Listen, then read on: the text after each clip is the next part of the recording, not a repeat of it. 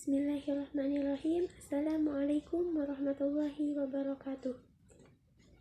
Alhamdulillahirrabbilalamin. Salatu wassalamu ala asrafil anbiya wal mursalin wa ala alihi wa sahbihi ajma'in. Raditu billahi rabba wa bil islami dina wa bi muhammadin nabiyya wa rasula. Rabbi zidni ilman warzuqni fahman birahmatika ya arhamar rahimin. Perkenalkan, saya Endah Megawati, program studi Pendidikan Agama Islam kelas 1A, Fakultas Ilmu Keislaman Universitas Muhammadiyah Bandung.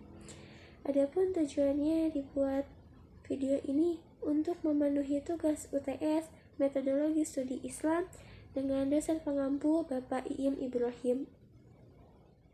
Langsung saja kita bahas mengenai jawaban dari pertanyaan-pertanyaan yang telah diberikan. Soal nomor 1.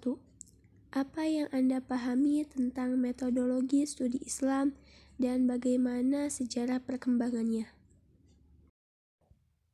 Metodologi studi Islam berasal dari 3 suku kata, yakni metode, studi, dan Islam. Metode merupakan cara atau upaya. Studi adalah kegiatan yang dilakukan untuk mendapatkan informasi, sedangkan Islam berasal dari kata as-salam, yang berarti tunduk atau patuh.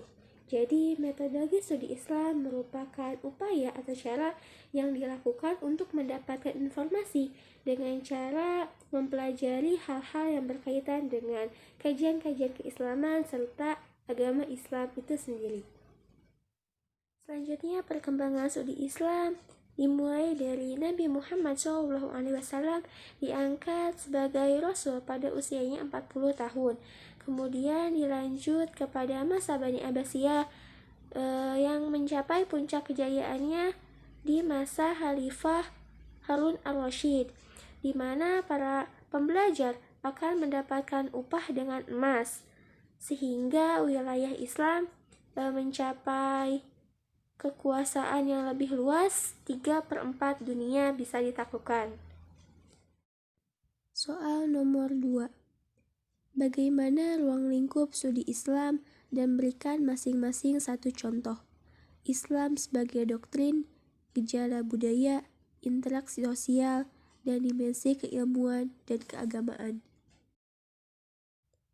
Yang pertama, Islam sebagai doktrin. Istilah doktrin berasal dari bahasa Inggris, yakni doctrine, yang berarti ajaran, dan doctrinal, yang berarti sifat teoritis yang tidak praktis. Studi doktrinal adalah studi tentang ajaran Islam dari sisi teori yang dikemukakan oleh Islam berkaitan dengan hal-hal ketuhanan, penghambaan, kepatuhan, dan ketaatan kepada Allah. Karena Islam merupakan ajaran yang berasal dari Allah, maka pemeluknya senantiasa taat dan patuh menerima sesuai dengan syariat, seperti meyakini Rasul-Rasul Allah dan rukun Islam. Yang kedua, Islam sebagai gejala budaya. Menurut Andreas Epik, kebudayaan adalah mengandung pengertian, nilai sosial, norma sosial, ilmu pengetahuan, serta keseluruhan struktur-struktur sosial, religius, dan lain-lain.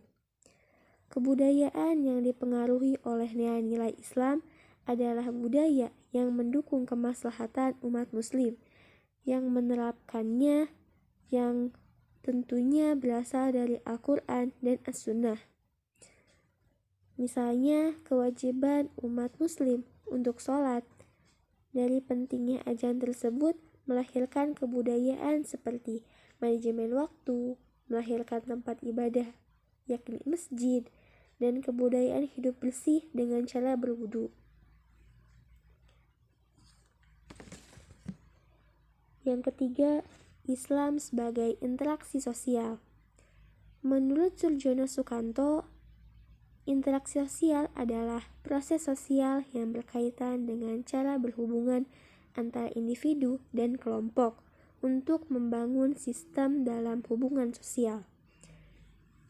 Dalam berinteraksi, terdapat etika yang harus diperhatikan, seperti tidak menghina, tidak berburuk sangka, dan selalu berperilaku rendah hati agar terjalin hubungan yang baik di antara kelompok atau individu.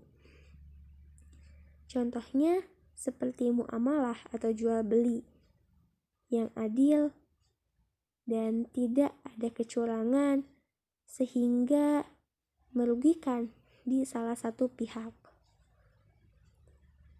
Yang keempat, dimensi keilmuan dan keagamaan. Apabila Islam dijadikan sebagai sasaran studi sosial, maka harus mengikuti paradigma positivisme, yakni sesuatu yang dapat diamati gejalanya, dapat diukur dan diverifikasi. Misalnya tokoh agama, penganut agama, interaksi antar umat beragama, dan lain-lain yang dapat diangkat menjadi sasaran studi Islam. Soal nomor 3. Apa yang Anda ketahui tentang Orientalisme dan Oksidentalisme? Dan kira-kira apa yang melatar belakangi munculnya mereka? Orientalisme Barat merupakan ajaran atau paham tentang dunia timur yang dibuat oleh opini Barat. Tujuannya untuk memurtadkan kaum muslimin, melemahkan rohani kaum muslimin, mendistorsi dengan menutup-nutupi kebenaran, kemudian mendukung segala bentuk penjajahan terhadap negara-negara Islam, serta memisahkan antara umat Islam dengan akar budaya Islam. Oksidentalisme Timur. Secara bahasa, oksidentalisme adalah hal-hal yang berkaitan dengan dunia barat, seperti ilmu, budaya, dan aspek sosial. Sedangkan secara istilah, oksidentalisme adalah cara atau kebiasaan yang dilakukan untuk memberi karakteristik kepada dunia barat seperti agama, budaya, bahasa, dan sastra. Tujuan dari oksidentalisme adalah untuk menghadapi pengaruh budaya barat yang semakin kuat serta sebagai bentuk reaksi dari orientalisme. Latar belakang orientalisme barat.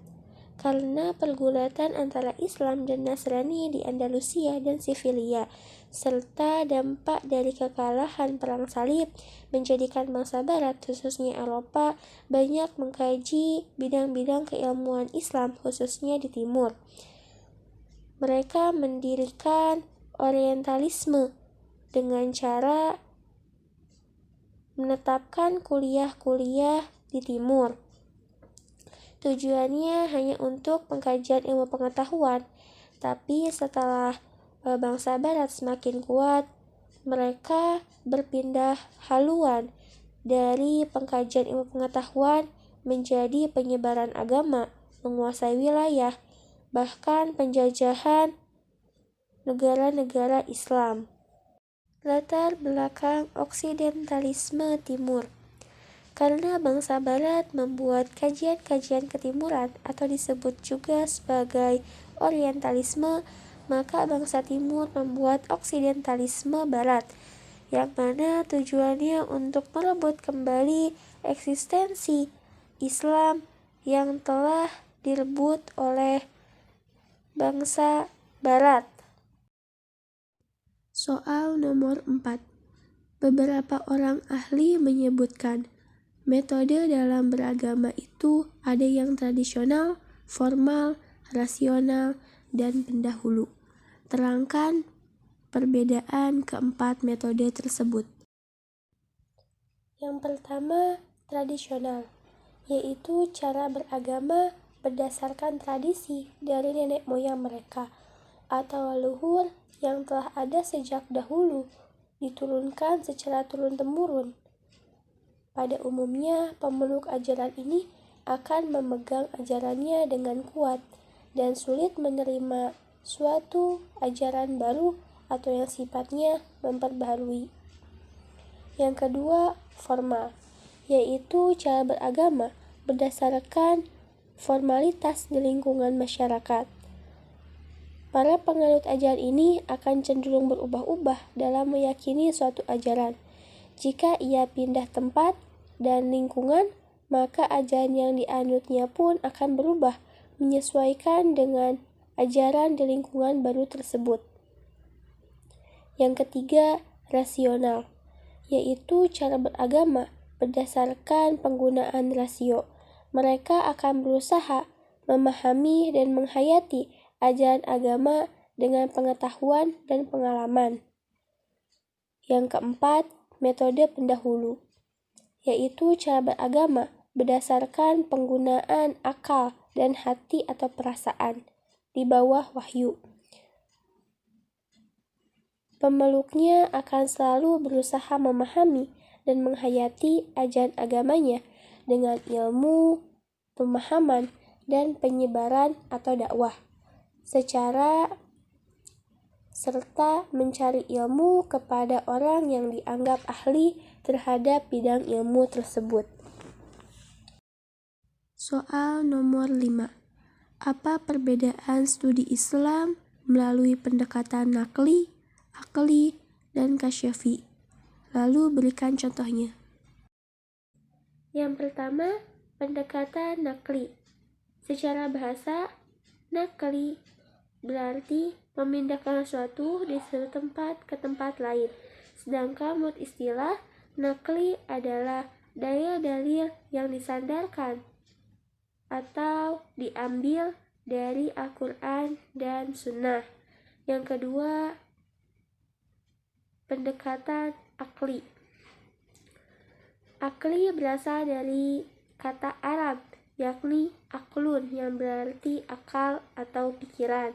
Sedangkan menurut istilah, akli adalah cahaya nurani, pengetahuan-pengetahuan dasar dalam diri manusia, serta